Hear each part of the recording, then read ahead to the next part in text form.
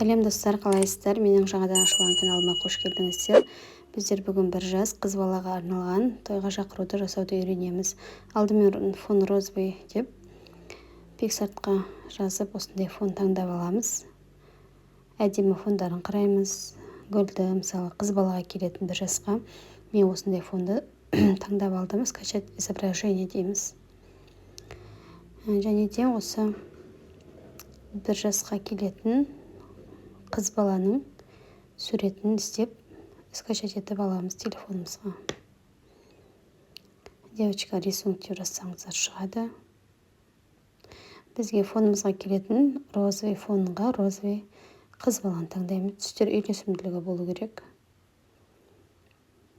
Бір емес, бірнешеуін таңдап алуымызға болады. Мына фонда мысалға жақсы келіп қалуы мүмкін. Тағы да бір фото таңдап жіберейік. Осы суретті алай қойайық. Осылай сақтап аламыз.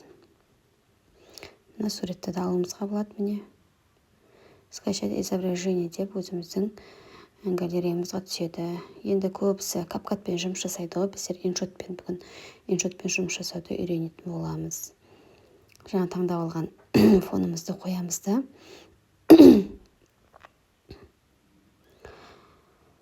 Мына астында иншот деген жазу тұр ғой, соны бірінші алып тастаймыз. X'ті басқан кезде осындай 1 минуттық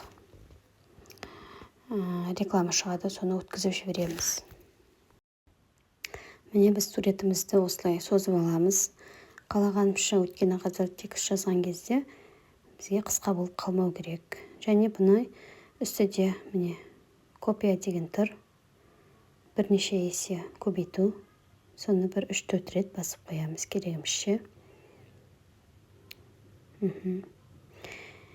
Енді текст жазатын боламыз. Т деген тұр міне текст деп астында. Соны басқан кезде бізге осындай жазу алаңы шығады. Соған тойға шақыру деп таңдаймыз. Және мына жерде түсті бастақ түс таңдау. Мына жерде өздеріңіз қалағаныңызша ұзарту, қысқарту, сөздердің арасын ашу деген сияқты функциялар бар. Мысалға Айлуна деген қыз балаға жасайтын болсақ, Айлуна осындай шрифт таңдаймыз. Алдағы уақытта шрифттарды қою, оның түрлері танысатын боламыз. Мына жерде граница, мысалға жылжыту арқылы границада мына жазудың жан-жағы басқа да түстерді таңдауға болады. Менде ақ түсі тұр.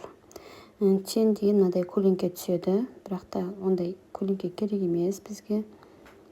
Мына функцияларды да қолдануыңызға болады.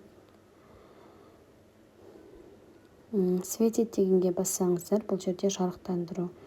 Мысалға, жылжытсақ 100% қылсақ өте жарық болып кетеді жазуымыз. Мысалы, орташа жарықты алуға болады.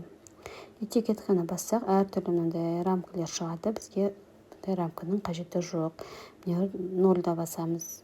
Мына жерде прозрачный дегенде бізде 100% тұрады. Бұл жазудың қанықтығы осылай тұрады. Енді біз бір жас тұсаукесер деген жазуды жазатын боламыз. Көбінесе бір жас 1 деген сан көрінбей қалады кейбір шрифттарда. Басқа шрифтті таңдаймыз. Мысалға, мына Times New Roman деген шрифт таңдайтын болсақ, осындай анық бізге 1 деген сан анық шығады. Астына салып қоямыз. Бұны сосын керегімізше созып аламыз. Мына жасылдың үстін жағын жылжытсақ, міне бізге керегімізше созылады. Мысалы, осы жерге дейін созып аламыз. Енді бұл жазулар қалай шығады? Вход дегенге кіріп, бірінші тұрғанды бассақ, барлығында мен сөйтіп қойып шықтым. Әртүрлі алып шығуға болады. Жанында стрелка, үстінде стрелка, соны бассақ, сол стрелка бойынша жазулар шығатын болады. Керегімізше өзіміз қойып аламыз. Енді суретті қоямыз. Суреттің артқы фон алып тастау үшін осы приложениені пайдаланатын боламыз. Суретіміз таңдаймыз. Стикер сияқты бізде қойылу керек. Сондықтан да осы сохранить етіп басқанда реклама шығады. Рекламаны жауып тастаймыз. Бізге автоматты түрде галереямызға түсіп тұрады. Міне, осылай суретімізді керегімізше қоямыз. Мына жазулардың үстін басатын болсақ, жаңа жазуларымыз шығады, соны жылжыту арқылы біз орындарын қойып аламыз.